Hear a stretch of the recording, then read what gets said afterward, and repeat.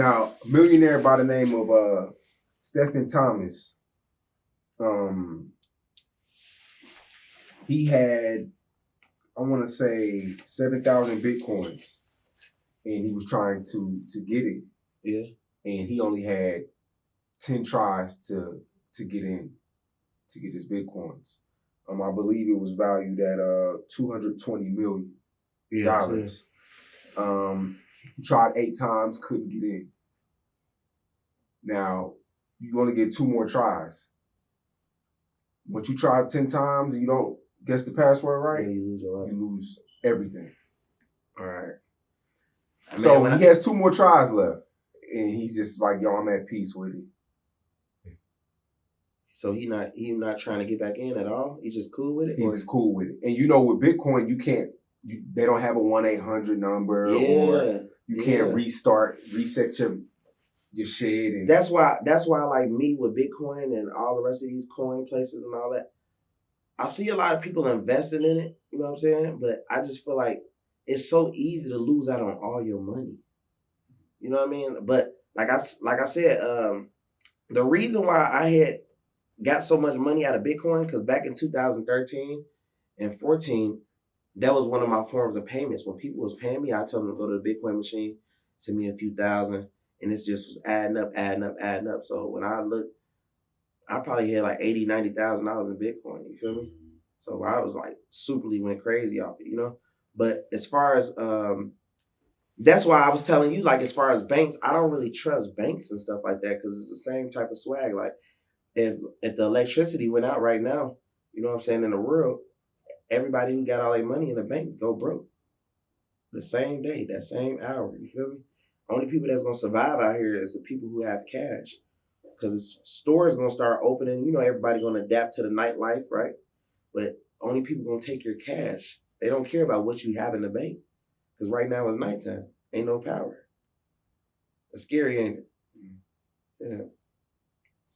So I was just thinking like that, like that Bitcoin stuff and all that, that's cool. But you got to still think, why you think rich white people, bro? Or like, well, rich people, period. Why you think rich people, period, get bunkers and they bury like $10 million cash? They don't go in there with their debit cards. Like, they don't got no debit card thing where they have hella cash and bunkers. They ready for it. Basically, they're preparing themselves for a big disaster. If it happened tomorrow, they prepared. They not just like, oh, well, they got hella waters, hella stuff that lasts, canned goods and stuff like that. It lasts forever. You know what I mean? Like bunkers, that stuff real. You can buy a bunker right now. So you're not really big on the Bitcoin. I mean, with the cryptocurrency. The reason why I was so big on Bitcoin, I was forced to be big on it because people was paying me with it. So that I caught the wave. I caught the bag later. You know what I mean? But no, I didn't too much care about it because I knew that if you get your money stuck and you forget passwords and all that type of stuff, you out of there. You lose all your bag. And you know your password. Yeah, hell yeah, I know my password. But I'm basically saying though, like, just anything can happen though. Like, then you forget. Like what if you start? You know, it just anything can happen. You can forget, just like he forgot. How could you forget that? He said that I believe he been doing Bitcoin for a long time, like 10 years ago. That's when he set the password. And I don't think he goes in there a lot, I believe. No, you really don't, though. You really. That's why I was kind of shocked when I looked like, wow. But I mean, 220 million. He says he still has enough Bitcoin somewhere else that can last him for lifetimes. Yeah. So he's not tripping over the 220 million. He's at peace with it. But he just doesn't want to waste those last 2 chances because he may remember it. Exactly. Next year. Exactly. It may just pop up like, oh, I did write it down in 2012. Yeah. Oh, that's what he doing then. He probably just backtracking everything.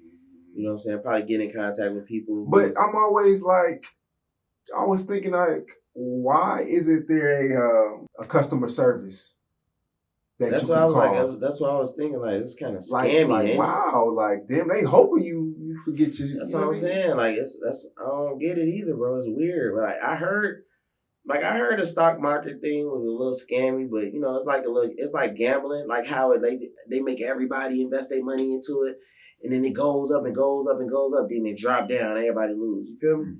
So you really supposed to get in, make a nice profit, and work on the next stock that's gonna keep going up. Like you gotta be trading, you gotta be a good trader. You feel me? That's how you really get rich from it. But a lot of people just now that people catch on the waves really late, you know what I'm saying, and then start investing their money, and then right when they start investing their money, they lose a lot of money because they didn't believe when they said, "Oh yeah, Bitcoin going up."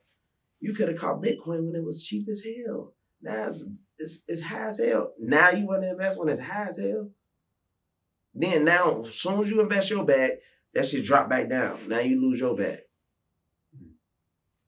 You know what I'm saying? That shouldn't be how people think, like catching on waves late. Oh, well, I have to see people get money first. And that means they ain't had no faith. You know what I'm saying? Faith is important. So they want to jump on the late, then they get mad when they lose out.